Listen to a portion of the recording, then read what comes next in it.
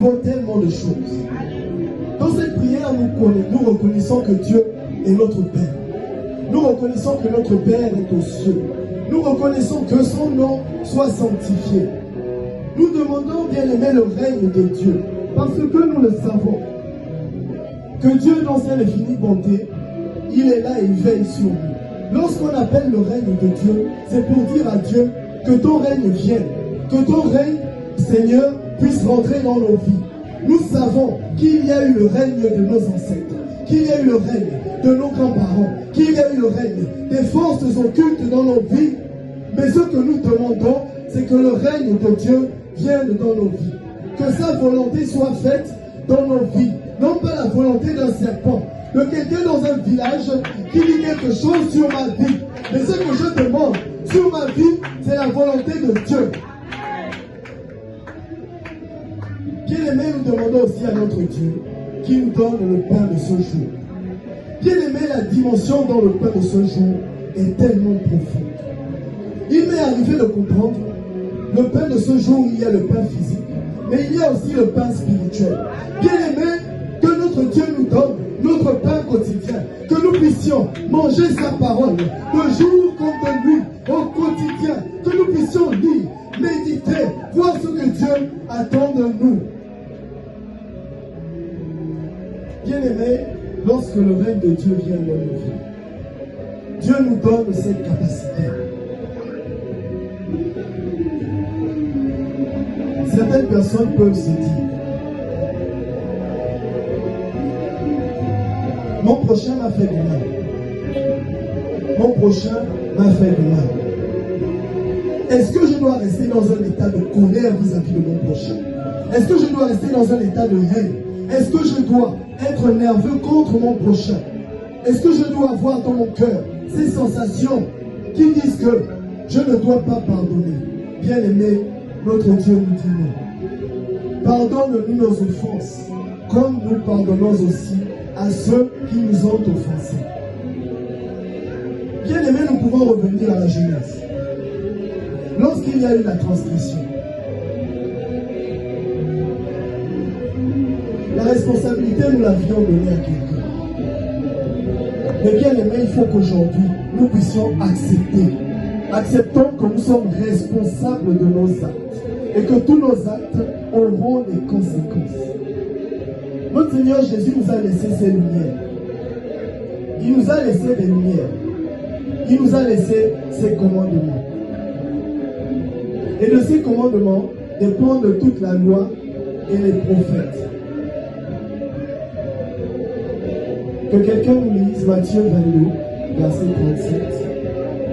Matthieu chapitre 22, verset 37 à 40. Est-ce qu'il cache sa nudité? Lorsque l'enfant se balade, Dieu a dit, laissez venir à moi les petits enfants. Après avoir posé un acte, Dieu demande à ce que les conséquences de l'acte soient assurées. Bien-aimés, rappelons-nous que tout acte a des conséquences. Dieu appela l'homme et la femme. Dieu est venu pour se présenter devant l'homme et la femme, comme d'habitude. À ce moment, lorsque Dieu est venu se présenter devant l'homme et la femme, les deux se sont cachés. Bien aimé, il y a des situations qui font en sorte que lorsque Dieu se présente devant toi, tu te caches. Il y a des situations, lorsque Dieu arrive, il vient pour te parler, il vient pour apporter la solution à ton problème. Mais bien aimé, lorsqu'il se présente devant toi, tu te caches. Il y a des personnes qui se cachent devant Dieu. Comment réagissons-nous lorsque Dieu nous appelle? Dans quel état sommes-nous lorsque Dieu a décidé de résoudre nos problèmes? Dieu est venu, malgré le fait que l'homme et la femme se soient cachés. Dieu a parlé à l'homme et la femme. Et à ce moment, Dieu a dit, pourquoi as-tu mangé de ce fruit? Il posa la question à l'homme. L'homme a dit, c'est la femme que tu m'as donnée. Combien d'hommes lorsqu'il y a un problème, disent c'est la femme. Ce problème, c'est la femme. J'ai voulu faire ça, c'est la femme. J'ai voulu aller au travail, mais je ne suis pas parti à cause de la femme. C'est la femme qui m'a fait manger du fruit interdit. Comme Dieu a écouté l'homme disant que c'est la femme, Dieu s'est rapproché de la femme en disant à la femme, pourquoi as-tu mangé du fruit interdit? La femme a dit, c'est le serpent. Combien de personnes disent, ce problème que j'ai dans ma vie, c'est à cause des ancêtres, c'est à cause de mes grands-parents, c'est à cause de quelqu'un qui a dit de mauvaises paroles sur ma vie, c'est à cause de quelqu'un qui a proclamé quelque chose sur moi. Combien de personnes tombent dans ce piège? Bien aimés, combien de fois sommes-nous tombés dans ce piège? Lorsque Dieu s'est approché du serpent, le serpent a accepté d'être le responsable. Bien aimé, vas-tu laisser un animal ou quelque chose être responsable de ta réussite, être responsable de ta vie, être responsable de ton bonheur? Bien aimé, le serpent est rentré dans ses grands-parents. Et Caïn a commis l'acte au Dieu de tuer son prochain. Bien aimé, insulter, c'est le rabaisser. Bien aimé, Dieu nous a dit, tu aimeras ton prochain comme toi-même. Quelqu'un a lancé une entreprise. Félicite-le et partage sa joie. Aimons les réussites de nos prochains. La quatrième partie, Jésus nous a redonné le pouvoir de vaincre le péché. Que quelqu'un lise, s'il vous plaît, Romains 6, 23. Celui qui a pris Romains 6, 23. Amen. Romains 6, Romains 6, 23. Car le salaire du péché, c'est la mort, mais le don gratuit de Dieu, c'est la vie éternelle. Par Jésus-Christ notre Seigneur. Donc, bien aimé, il y a bien une conséquence au péché. Dieu a dit que le salaire du péché, c'est la mort. Et comme Dieu ne peut pas nous laisser que les choses mauvaises, Dieu a aussi dit qu'il nous donne ce que l'homme a dans ses pensées. Qu'est-ce que l'homme a dans son esprit? Et de cette connaissance, Dieu sait quelles seront les transgressions de l'homme.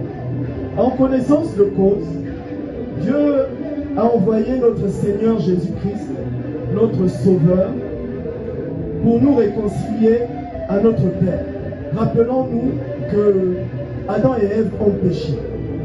Et que le péché d'Adam et Ève a fait en sorte que Dieu donne la responsabilité de notre vie au serpent.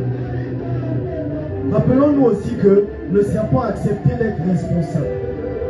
À ce moment, Dieu s'est posé la question. Parce qu'il a la réponse à toutes nos questions.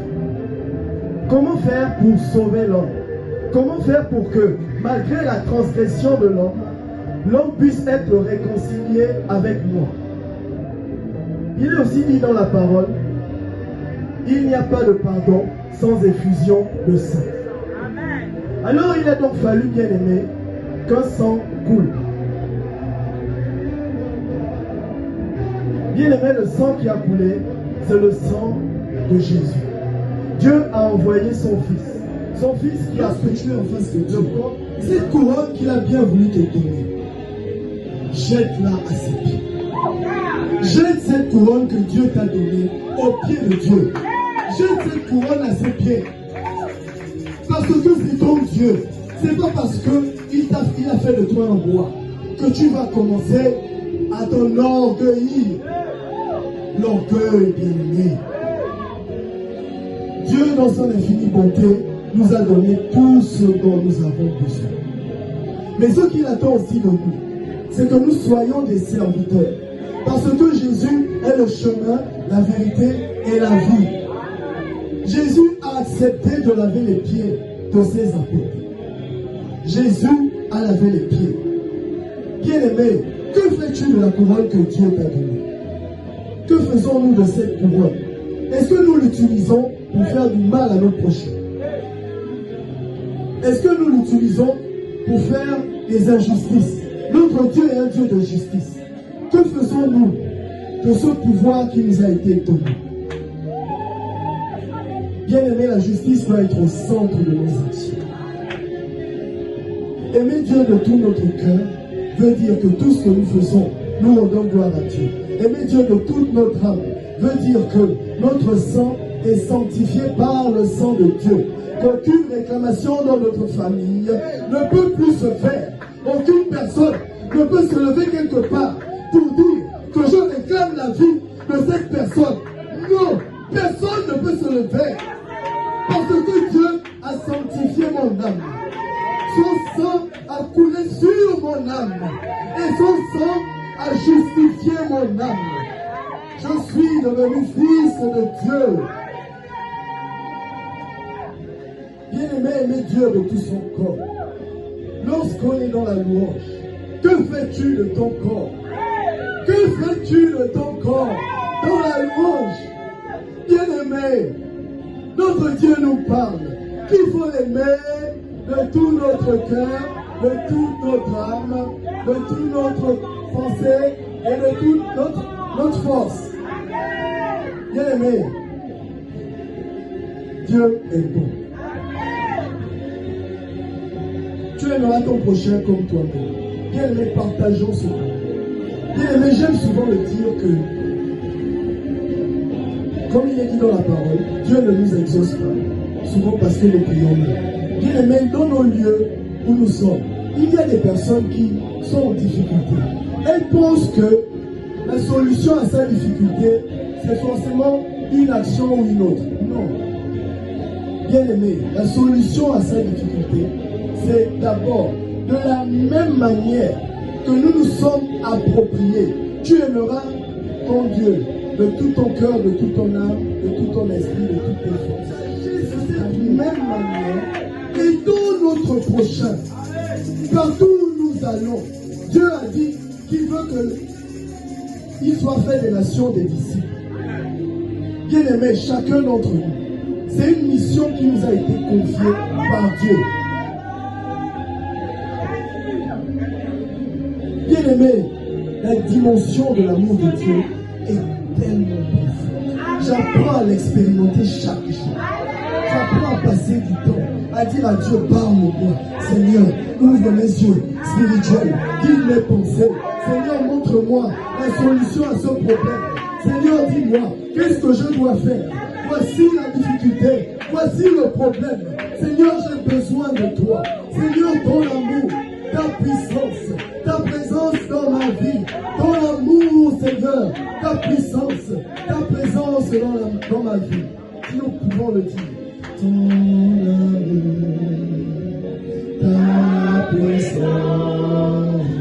ta puissance dans ma vie. Encore une fois, ton amour, ta puissance, ta présence dans ma vie. Encore une fois, ton amour, ta puissance, ta présence dans ma vie. Et je vais l'adorer de tout mon cœur. Et je vais l'adorer de tout mon âme. Et je veux t'adorer de toutes mes forces, car tu es mon Dieu.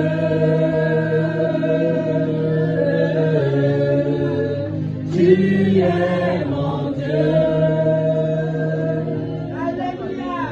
Amen. L'homme seul ne peut mettre en application Eh oui, l'homme seul ne peut mettre en application la loi.